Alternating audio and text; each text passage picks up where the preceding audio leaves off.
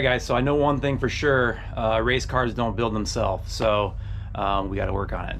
So this weekend I got this door all cut up and finished up the same as this one. So I found some black aluminum sheets online. They were a little expensive. They were like 80 bucks a piece, but they're anodized aluminum, or anodized black rather, and they're really big. So they're going to be much bigger than the door itself. They'd probably be up in here, but what I'm gonna do is use the leftover that I don't use on the doors to cover up holes, like over here in the AC area, where the ECU harness comes through. There's a couple holes here, over there, the windshield wiper hole. There's just, it'll be perfect for that sort of thing, to cover up those holes, because it'll be already anodized black. So yeah, but what we're gonna do today is I'm gonna pull this column, okay, and we're gonna start stripping this down. I want to paint it and take out the brake assembly, okay, and we're gonna switch that out with the one that I have that's automatic. Okay, I have an automatic brake assembly, and then we'll save this manual assembly, which may go into the white car. Okay, so yeah, that's what we're gonna do today. I'm probably not gonna save this steering wheel. It's really bad shape. It's really cracking, and it's just faded and got mold all over it. So yeah, I'm probably just gonna have to buy an adapter and get an aftermarket steering wheel. So that'll shave some weight. I'm not gonna get the chromoly column, because I just don't feel like over $500 is worth the whatever I'm saving, 7-8 pounds. To me, that's just not worth it.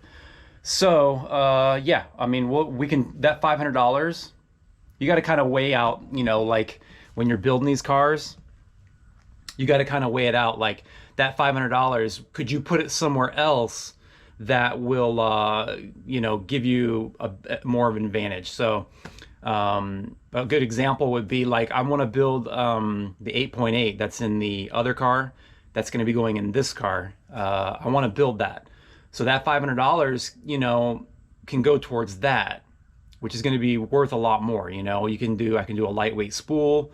I can do star flanged axles, which is lighter. That's a lighter rotating mass. And just, you can put that money in other places. So that's what I'm going to do.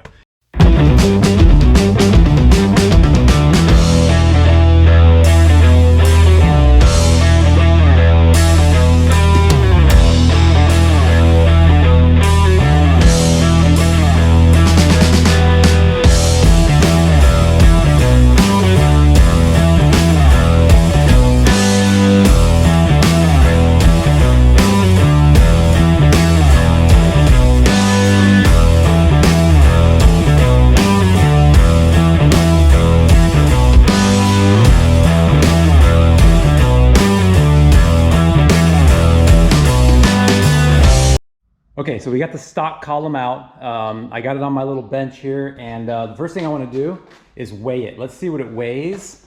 I always like to do this just to get an idea of, how much weight we're taking off and all that. 18.8 pounds.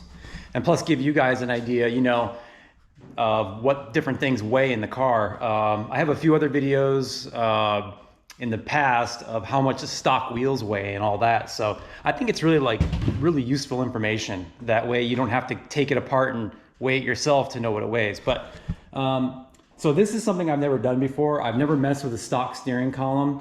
So I'm just gonna start taking things off and see where we go. I know I definitely want to make sure it doesn't, it doesn't lock anymore. I don't want to have to use the key. So I want to take all this off, and hopefully it'll free up the column as far as, the lock mechanism goes, and pull the airbag off, which will then let us get to the bolts that hold the steering wheel on. So yeah, let me get to work, and we'll see where we end up and see how much it weighs after we kind of take it apart.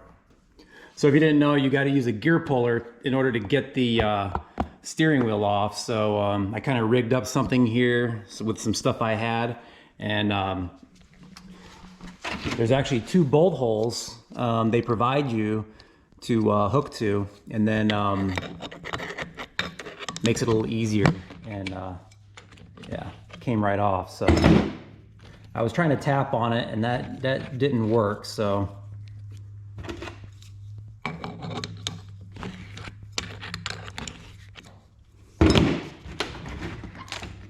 there you go. There's a plug back here. Okay, so here's what we come up with. We got the column taken apart completely.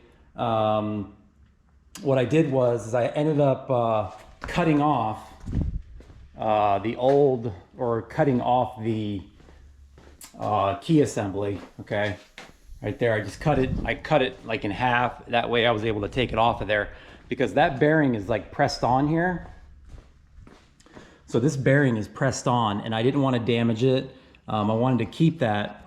So what I need to do now is, in order to keep it in the factory location right here, I'm gonna have to machine something that's gonna capture this bearing somehow, and then also bolt to this right here. Otherwise the whole shaft will move in and out, and we don't want that. So you can push it all the way in. So you don't want the shaft doing that, obviously. We can leave this plastic thing on here because at this point it doesn't matter anymore. This is the piece that would lock the column. When you turn the key, we could unlock it. That's that piece there. But yeah, it's got a nice roller bearing there and a roller bearing back here too. So I know that the aftermarket columns, they use like a Delrin bushing. So I'm assuming that this roller bearing here is probably gonna run smoother than like a Delrin bushing. So yeah, that's pretty much what I'm gonna do. And then I basically took, this was the original hub piece that was on here, okay, that the bolt goes through here, and it kind of presses on also. I'm gonna reuse this too. I'm gonna clean it up and then make my own like adapter. Just weld it on and get like a Grant steering wheel with the holes, and weld a plate on there and make this really cheap. Just reuse everything, reuse all the stock stuff. So that whole project will cost me, well, it'll cost me the steering wheel. I'll have to buy a steering wheel. So those are about like 129. I think you can get like a Grant steering wheel with a stripe.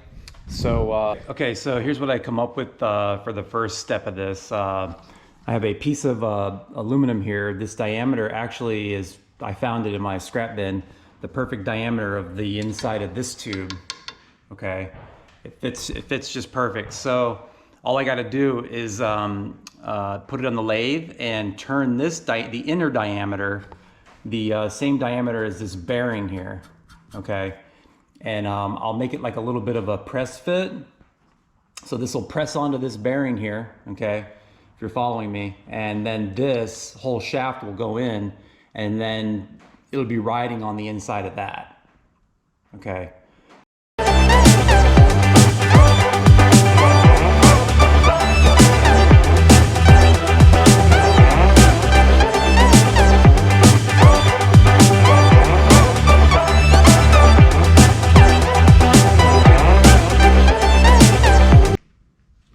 Okay, so here's what I come up with. You can see the aluminum pieces in here. What I did was I ended up splitting it, splitting it down the middle. And that way, what I'm gonna do is here and here, I'm gonna tap some holes and use like some set screws, like some heavy duty set screws. And what it'll end up doing is pinching this and really capturing the bearing really good. Because I figured just a press fit alone, you know, any kind of impact, it could move. So, but with set screws, if I bite the set screw through the aluminum and then into the bearing itself, you know, those pointy set screws, it can't move. The set screw would actually have to come out for the shaft to move at all. So I think that's what I'm gonna try and do, and then we'll test it to make sure it doesn't move around. And then, yeah, we'll go from there. Okay, so this project's done. I got the little sleeve that I made for the bearing, and a couple set screws with red Loctite. Now they're more like cap screws, but you kind of get the idea. And yeah, that really holds it in there really well. And then the other piece that we'll be I'll be using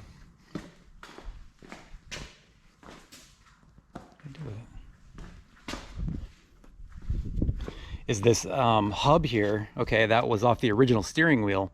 I kind of dug it out of the steering wheel, and I'm just going to weld like a plate onto it and make it into an adapter for, you know, whatever steering wheel I buy. So, and that will bolt basically right onto here. And yeah, that's pretty much it. I'm reusing all the stock parts. So, and I went ahead and gave it like a nice coat of paint. And right now I'm working also on the automatic pedal assembly, painting that up. And yeah.